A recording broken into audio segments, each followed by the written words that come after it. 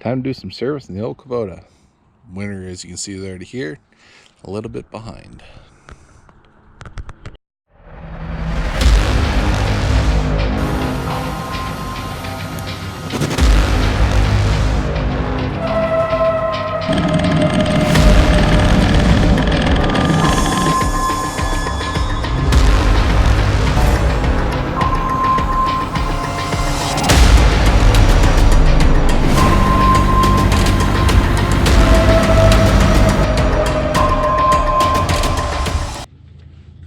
How's everybody doing? Time to get some service work done on the old Kubota. Change oil in it, grease it up, get it ready for winter, put some front tire chains on it.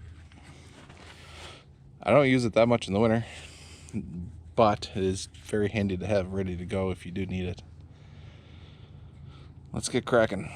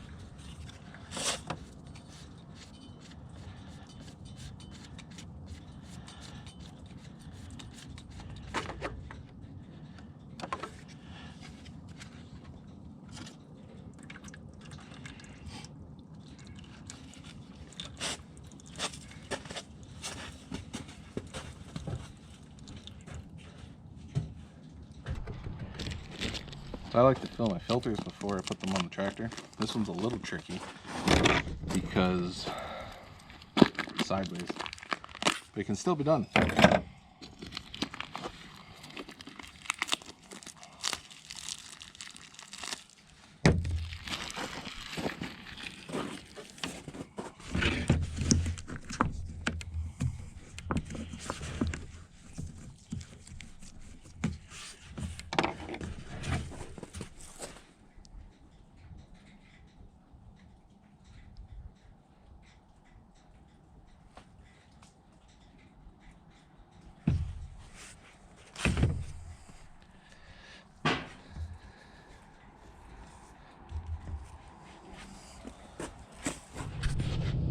Alright, pretty much got all the oil drained out. It's a beautiful, balmy 11 degrees Celsius day today. As you can tell, winter has shown up, but we're having a beautiful day today. Good time to do this service. Yeah, let's get the drain plugs back in it and fill it up with oil.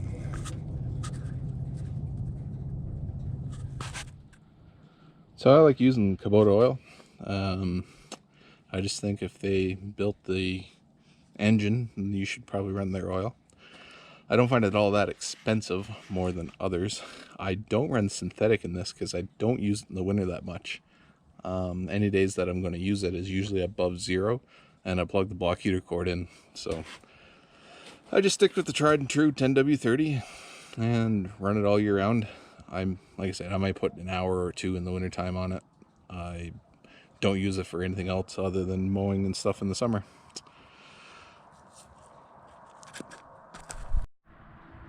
So let's fill it up and get the chains on it.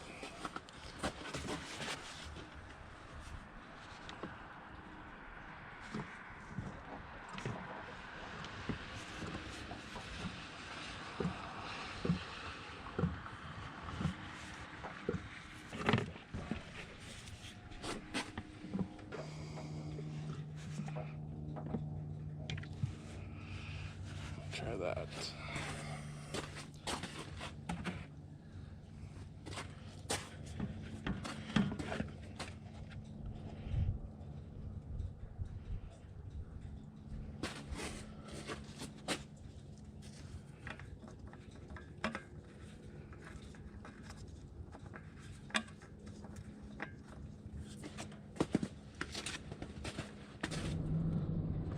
So another thing I like doing is, see this little solenoid here? This is the fuel shutoff solenoid.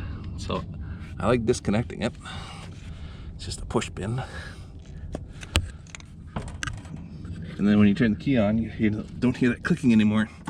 This lets you crank the engine over so when it starts you can build oil pressure and fill that oil filter.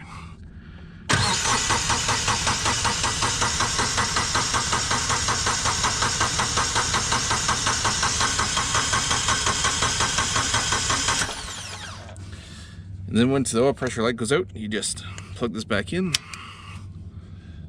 and it will start.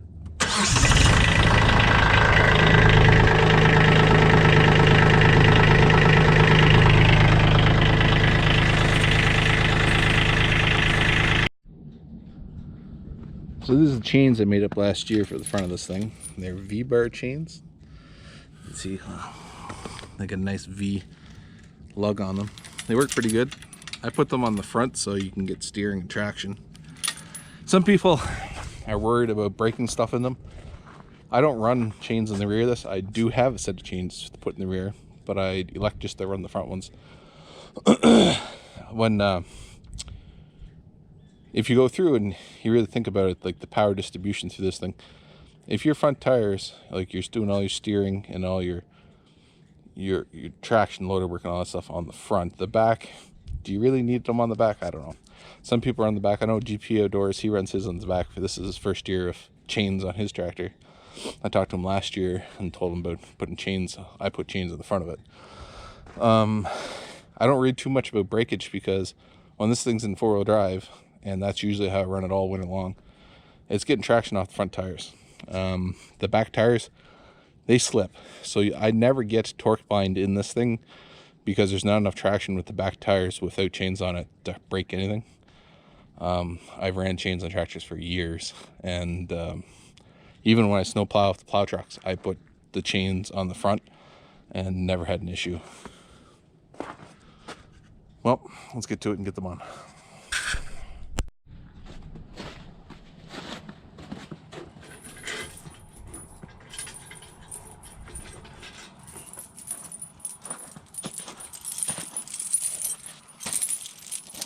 So you can cheat a little of front chains because you can lift the front end up with the bucket.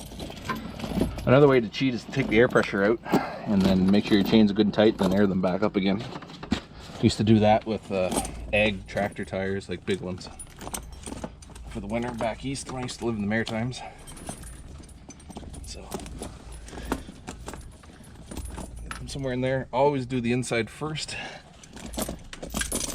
and then you can do the outside. Twist in it.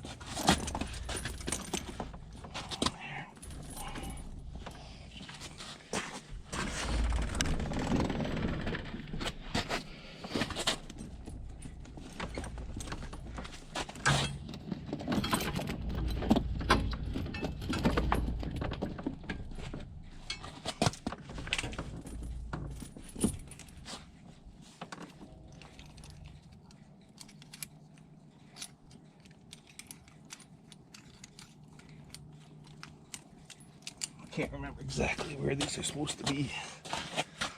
I think there are 2 links.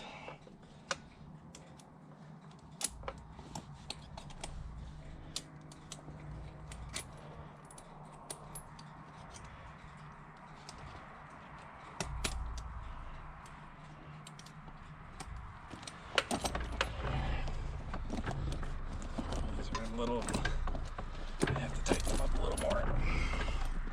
Yeah, that'll make a big difference there.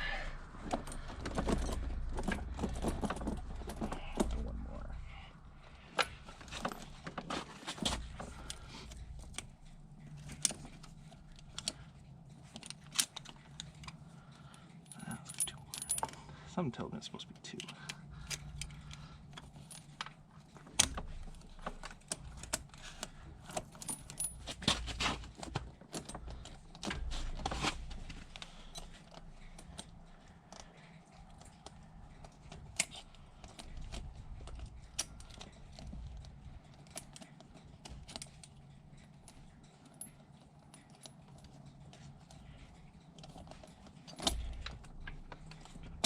Oh, that's much tighter.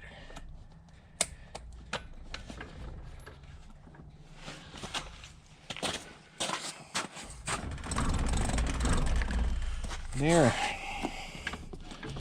Just like that.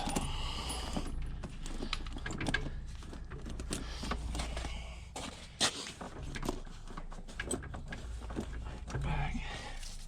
I usually just put one bungee on. Seems to work good enough for this thing.